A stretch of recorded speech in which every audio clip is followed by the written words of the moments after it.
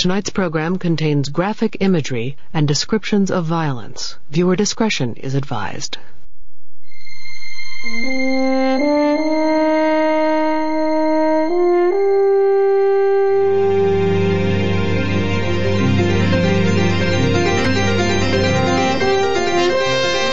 Frontline is made possible by contributions to your PBS station from viewers like you. Thank you. With major funding from the John D. and Catherine T. MacArthur Foundation, helping to build a more just world. And additional funding from the Park Foundation, committed to raising public awareness.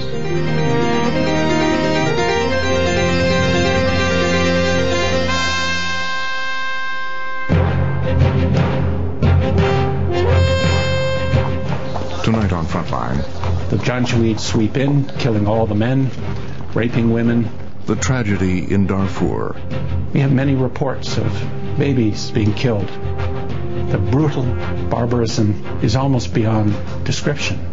For years, despite bold declaration, genocide has been committed in Darfur.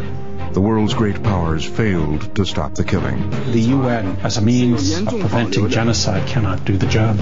Darfur just isn't important enough to anybody. But some said, never again. There is a movement in the United States that is unprecedented historically. There are things we all can and must do to stop it. Never again, we once promised. Yet it is happening again as the world stands by.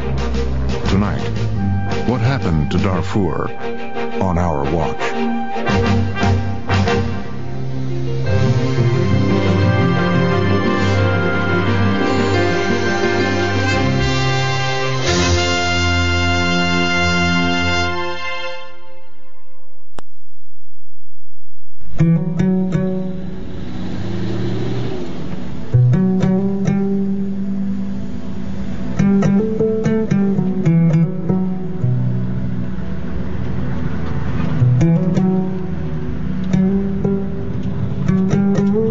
It is an unforgiving landscape, now pockmarked with refugee camps. And still they come. Victims of what has been called the first genocide of the 21st century. They wait under a straw shelter or a sparse tree to see if there is room at the camp. The wait can be 3 weeks. This woman is from the Darfur region of Sudan. She has crossed into neighboring Chad in search of safety. 20 men on horses. They come with their guns and they attack the village and they start killing people randomly. And they took all the cows, the sheep and the goats. And they killed many people. How many? 10 people died, including her husband. The world has been hearing her story for 4 years now, and hearing the devastating numbers. The most conservative estimate reads 200,000 dead, 2.5 million forced from their homes, too many rapes to be counted. And the world's response? One writer has said, if the United Nations could die of shame, it would have been dead years ago. The 4,988th meeting of the Security Council is called to order. This is the paper trail of the world's failure. Hundreds of memos, investigations, and reports. The 5,170... 21 Security Council resolutions calling for action. The international community said that it should happen never again. The world had promised over and over, never again. But when Darfur came, those promises proved empty. The voting is as follows. The draft resolution received 50... People of Darfur feel that they've been abandoned. Where is the international community? Can it be that they don't know? And if they do know, why aren't they here? Why aren't we being protected? If anyone has turned the promise of never again into a relentless tapping at the world's conscience, it is Eric Reeves, an English professor at Smith College in Massachusetts. It's almost impossible for me to describe the scale of the international failure and how dismaying it is. and how obvious it is we've learned nothing.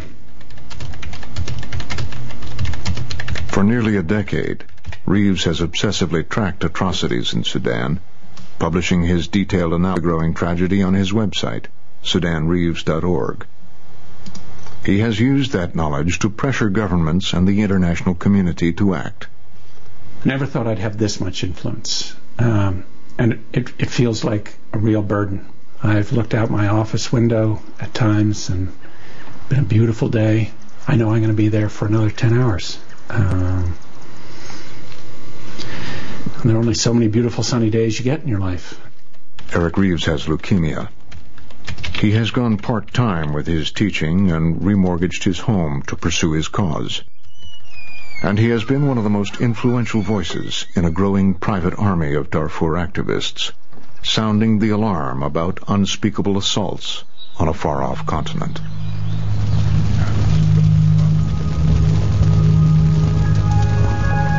Typically they begin very early in the morning, before people are awake. Often an Antonov, a cargo plane that's been retrofitted as a bomber, flying at high altitudes, will push out without any bombing coordination crude barrel bombs designed to terrorize and kill civilians.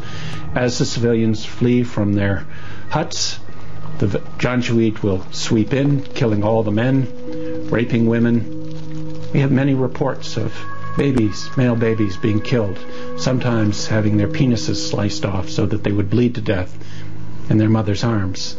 The savagery, the brutal barbarism, it is almost beyond description.